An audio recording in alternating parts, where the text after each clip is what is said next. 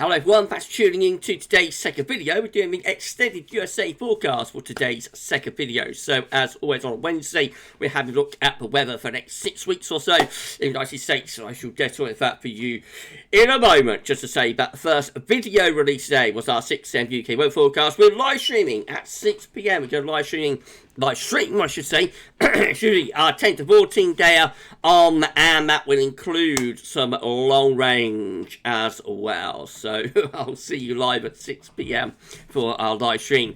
Looking forward to it. Wasn't able to stream on Sunday because I was a bit poorly. So yes, looking forward to seeing you all later on at 6 PM for our Wednesday evening live stream. I'll see you then, hopefully. Thank you so much to ECMWF.int for supplying the charts and the data. Thank you so much, EC, for doing that. And we'll show you, first of all, the week 1 500 millibar heights, normally taking us from the 31st of July to 7th of August. The current week in the United States looks like this, with a trough of below average heights in the east and the northeast, and a ridge through the south and also through the central states. Probably some sort of trough again coming in off the Pacific as well there.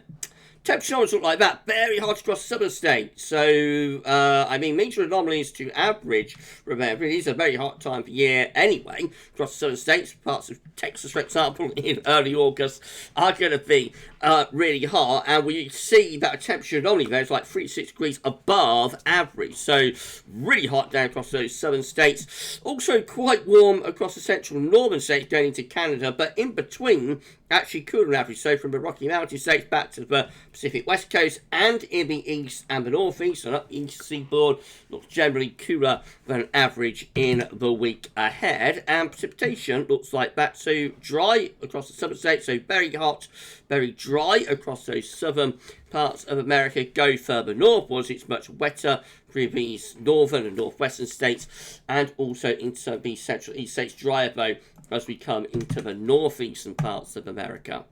Week 2 will be the 7th to the 14th of August. Let's check that one out.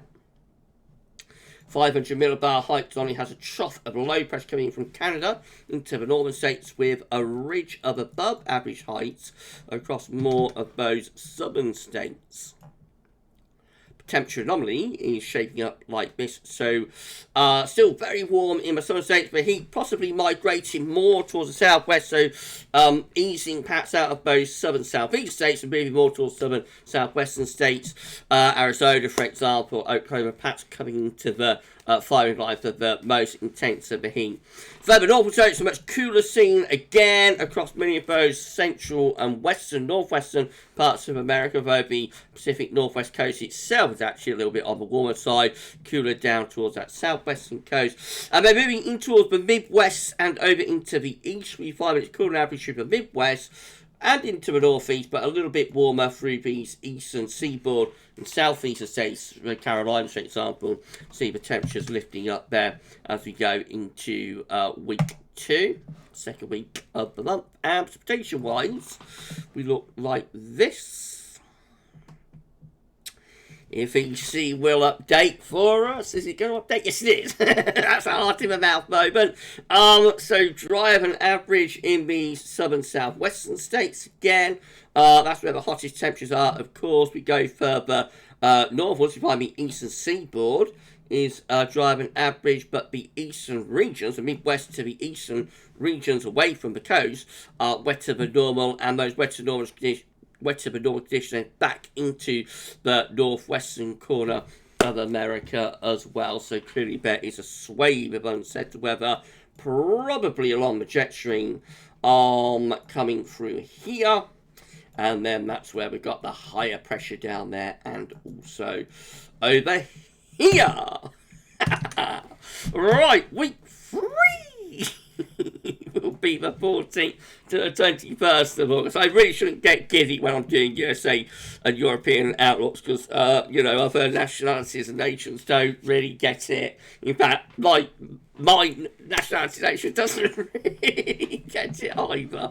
But never mind. Anyway, let's get back to this. It's above average heights through both western and also southern and east parts of America. Very bizarre looking anomaly that, with lower pressure through here, through the central and northern parts of America.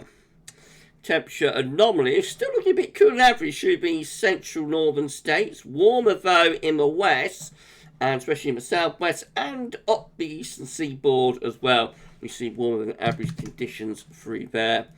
And as far as precipitation is concerned, it's relatively dry in the southwest and up towards the northwest as well. Wetter perhaps over towards those eastern, midwestern and northeastern states. Week 4 will be the 21st to 28th of August. Excuse me, with some above average heights towards the southwest and up towards the northwest. Otherwise, a weakening still. So let's put in a question mark there. Temperature anomaly for week 4, just generally warming up across most parts of America. A little bit of a warm up is taking place. So we come to the end of August and the end of the tropical summer, and it looks like we're on a relatively warm note there. Driest weather is across those southern and southwestern parts of America, but possibly we see hints from the Midwest of some drier conditions as well. The eastern seaboard may be still a little bit on the unsettled side. Week 5 will be the 28th of August to 4th of September. Again, let's just put in a question mark because there's nothing really doing as far as the 500 millibar height anomaly is concerned. The temperature anomaly is again just widely above average really across most parts of America. And precipitation anomaly is very, very weak, but the driest weather possibly down across those more southern parts of America. And then lastly, week 6 will be the 4th to the 11th of September. How's this will look? Again, very, very weak signals. Let's put in a question mark. There's no particular signal of any relevance there. Temperatures into September looking generally warm across the more southern eastern parts of America, possibly a little bit cooler in the north and northwest. That's speculative, I think, at that range. And precipitation wise into September could be a little bit on the wetter side from the Midwest towards the east, maybe down in towards the southeast as well around Florida. That might be some sort of tropical development possibly into the Gulf of Mexico. Remember, it's 6 weeks away, though.